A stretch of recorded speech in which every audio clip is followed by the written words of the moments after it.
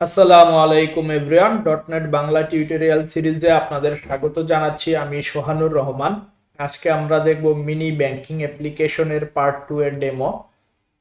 তো এই অ্যাপ্লিকেশনে কি হবে, আমরা যদি অ্যাপ্লিকেশনটা রান দেই, আমরা এর আগে দেখেছিলাম যে অ্যাপ্লিকেশন রান দিলে আমাদেরকে সিলেক্ট অ্যাকাউন্ট টাইপ দেখাচ্ছিল এবং আমরা সেখান থেকে সেভিংস অ্যাকাউন্ট এবং কারেন্ট অ্যাকাউন্ট সিলেক্ট করলে আমরা সেখান থেকে উইথড্র বা ডিপোজিট করতে পারতাম। তো এইখানে যেহেতু আমরা অ্যাকাউন্ট ক্রিয়েট করব, এই জন্য আমরা শুরুতেই এখানে একটা ইউজারের লিস্ট রেখে দিয়েছি, অর্থাৎ এই ইউজারে লগ ইন করলে আমরা অ্যাকাউন্ট ক্রিয়েট করতে পারবো, অর্থাৎ তারা এই সিস্টেমের অ্যাডমিন।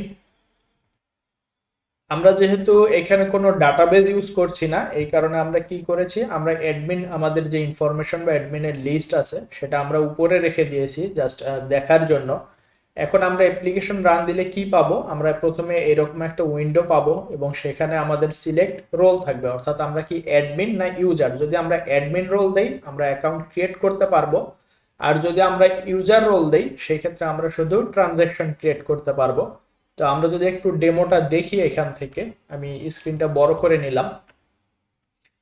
তো আমি যদি এখানে দেই প্রথমে অ্যাডমিন, অর্থাৎ অ্যাডমিনের রোল আমার 1, আমি যদি 1 দেই তাহলে কি হবে, ইন্টার ইউজার নেম নামে আমাকে একটা মেসেজ দিবে। তাহলে আমার এখানে অ্যাডমিন দুইটা আছে, অ্যাডমিন 1 অ্যাডমিন 2। আমি দিলাম অ্যাডমিন 1, এরপরে আমাকে ইন্টার পাসওয়ার্ড, অর্থাৎ আমাকে পাসওয়ার্ড দিতে বলছে। আমি যদি পাসওয়ার্ড দেই, আমি এখানে দেখি যে অ্যাডমিন 1 এর পাসওয়ার্ড হচ্ছে পাস 1 2 3। সেক্ষেত্রে আমি প্রথমে ভুল পাসওয়ার্ড দিয়ে দেখি 8754, অথেন্টিকেশন ফেইল্ড। এরপর কি করছে, আমাকে এক্সিটিং অ্যাপ্লিকেশন, অর্থাৎ এই এই যে লুপটা এখান থেকে আমাকে বের করে দিচ্ছে বা অ্যাপ্লিকেশন থেকে বের করে দিচ্ছে। এখন আমি কি করব, আমাকে আবার মেসেজ দেখাচ্ছে সিলেক্ট রোল। আমি যদি এখন দেই অ্যাডমিন এবং সেই ক্ষেত্রে দেখি আমি আবার ইউজার নেম দিতে বলতেছে, আমি যদি ইউজার নেম দেই অ্যাডমিন 1, এরপর আমি পাসওয়ার্ড দিব। এবার যদি আমি ভ্যালিড পাসওয়ার্ড দেই পাস 1 2 3 অথেন্টিকেটেড টু অ্যাডমিন 1।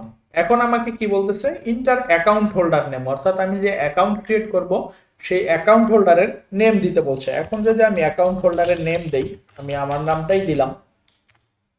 সেক্ষেত্রে কি বলতেছে, সিলেক্ট অ্যাকাউন্ট টাইপ, অর্থাৎ আমাকে অ্যাকাউন্ট টাইপ সিলেক্ট করতে বলছে। আমি সেভিংস অ্যাকাউন্ট ক্রিয়েট করব না কারেন্ট অ্যাকাউন্ট ক্রিয়েট করব।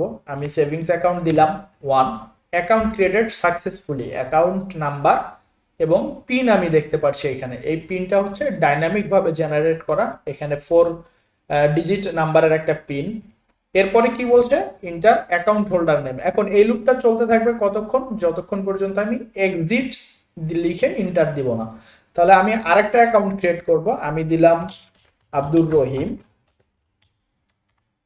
সেক্ষেত্রে আমি আবার যদি সেভিংস অ্যাকাউন্ট দেই, আমি সেভিংস অ্যাকাউন্ট ক্রিয়েট করতে পারবো। আমি দেখবো যে আরেকটা সেভিংস অ্যাকাউন্ট ক্রিয়েট হয়ে গেছে। এখানে অ্যাকাউন্ট নাম্বারটাও ডাইনামিক, SAV, এটা দিয়ে আমরা বোঝাচ্ছি সেভিংস অ্যাকাউন্ট, কিন্তু 001 এবং 002 এটা হচ্ছে ডাইনামিক। এখানে যদি আমরা দেখি, এখানে 1টা নাম্বার এবং 2 এটাও নাম্বার।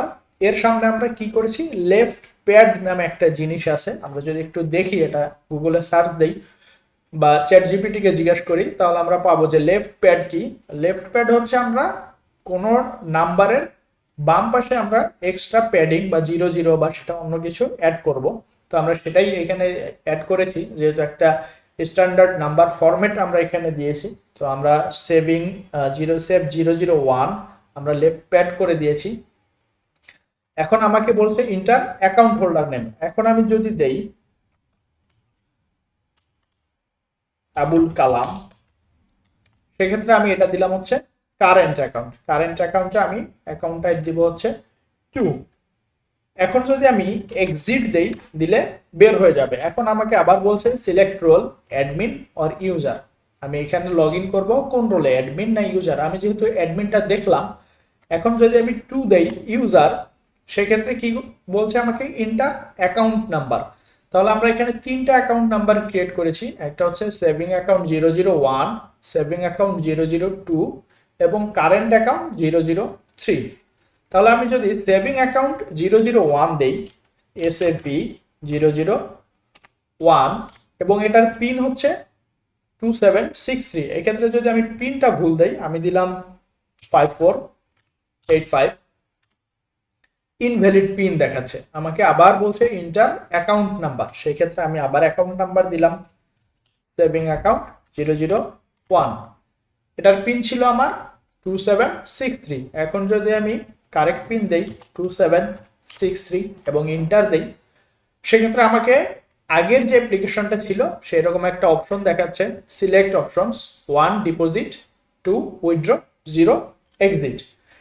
এখন যদি আমি 1 দেই, অর্থাৎ আমি যদি এখানে ডিপোজিট করি, আমি ডিপোজিট অ্যামাউন্ট দিলাম 5000 এবং ইন্টার যদি দেই, তাহলে আমি দেখবো যে ডিপোজিটেড 5000। যেহেতু আমি সেভিংস অ্যাকাউন্ট ক্রিয়েট করেছি, আমি সেভিংস অ্যাকাউন্টের ক্রিয়েটের সময় বাই ডিফল্ট ব্যালেন্স 5000 রেখে দিয়েছিলাম, তাহলে আমার কারেন্ট ব্যালেন্স হচ্ছে 10000। এখন যদি আমি সিলেক্ট অপশন আবার দেখাচ্ছে, আমি যদি এখানে উইথড্র দেই, উইথড্র দিলে কি পাবো, উইথড্র অ্যামাউন্ট আমি দিলাম 4000, তাহলে আমি 4000 উইথড্র করলে 6000 আমার ব্যালেন্স আছে। আমি যদি এখন 0 দেই, 0 দিলে কি হবে, আমার এই যে ট্রানজ্যাকশন প্রসেস এইটা থেকে বের হয়ে আসলো। এখন আমাকে কি বলছে, ইন্টার অ্যাকাউন্ট হোল্ডার নেম। তাহলে আমরা এটা দেখলাম সেভিংস অ্যাকাউন্টের জন্য। আমরা যদি এখন কারেন্ট অ্যাকাউন্ট দেই, কারেন্ট অ্যাকাউন্ট হচ্ছে 003, তাহলে আমি যদি কারেন্ট অ্যাকাউন্ট দেই CUR 003 এবং এই অ্যাকাউন্টের পিন কি, পিন হচ্ছে 7072, তাহলে আমি যদি পিন দেই 7072, তাহলে আমাকে কি বলছে, আবার সেম অপশন দিচ্ছে ডিপোজিট, উইথড্র, এক্সিট। আমি যদি উইথড্র করতে যাই, আমি দিলাম উইথড্র এবং আমি ব্যালেন্স দিলাম হচ্ছে 8000 টাকা। তাহলে কি বলছে, ইনসাফিসিয়েন্ট ফান্ড। কারণ কি, আমার যেহেতু এটা কারেন্ট অ্যাকাউন্ট, আমি কারেন্ট অ্যাকাউন্ট ক্রিয়েট করার সময় কোনো ব্যালেন্স এখানে রাখি নাই এবং আমি উইথড্র দিচ্ছি 8000 টাকা, তাহলে আমার হচ্ছে ইনসাফিসিয়েন্ট ফান্ড, অর্থাৎ আমার এখানে ব্যালেন্স নেই। তাহলে আমি কি করব, ডিপোজিট করব। প্রথমে আমি ডিপোজিট করলাম 50000 টাকা। তাহলে আমি যদি দেখি কারেন্ট ব্যালেন্সে আমার 50000 ডিপোজিট করেছি, আমি 50000ই আছে, কিন্তু সেভিংস অ্যাকাউন্টে যখন আমি 5000 ডিপোজিট করেছি তখন আমার ব্যালেন্স দেখাচ্ছে 10000 টাকা, কারণ 5000 ছিল আমার সেভিংসের জন্য ইনিশিয়াল ব্যালেন্স। এখন যদি আমি এখান থেকে 0 প্রেস করি, তাহলে এই সিস্টেমটা এক্সিট হয়ে যাবে। ইন্টার অ্যাকাউন্ট হোল্ডার নেম আমি যদি এখানে দেই এক্সিট, তাহলে আমাকে বের করে আবার সেই লগ ইন অপশনে নিয়ে আসছে, অর্থাৎ আমি অ্যাডমিন না ইউজার কোন রোলে এই সিস্টেমটা রান করব। তো এটা হচ্ছে ডেমো আমাদের এই মিনি ব্যাংকিং অ্যাপ্লিকেশনের। এখানে মোটামুটি দুইটা ফাংশনালিটি আছে, একটা হচ্ছে অ্যাডমিন লগ ইন, একটা হচ্ছে অ্যাকাউন্ট লগ ইন। এবং এই অ্যাপ্লিকেশনটাতে অবজেক্ট ওরিয়েন্টেড প্রোগ্রামিং বা ওওপির সব কনসেপ্টগুলো আছে। আমি যদি একটু ক্লাস বা প্রজেক্টের স্ট্রাকচারটা দেখাই বোঝার জন্য, তাহলে আমরা দেখব এটা হচ্ছে আমাদের আগের কোড। আমাদের আগের কোডে এইটা ছিল। আমি যদি রান দেই, তাহলে আমরা কি দেখব, আমরা যদি এই অ্যাপ্লিকেশনটা রান করি, তাহলে আমরা দেখব যে শুধু এখানে ট্রানজ্যাকশন প্রসেসটা ছিল। আমি যদি দেখি একটু, এটা ডিরেক্টলি দেখাবে। আচ্ছা, এখানে হচ্ছে ডিকশনারিটা ইয়া করা আছে। আমি যদি ডিকশনারিটা চেঞ্জ করে স্টার্টআপ প্রজেক্ট করি, হচ্ছে মিনি ব্যাংকিং অ্যাপ্লিকেশন, এটা সেট স্টার্টআপ প্রজেক্ট করে রান দেই,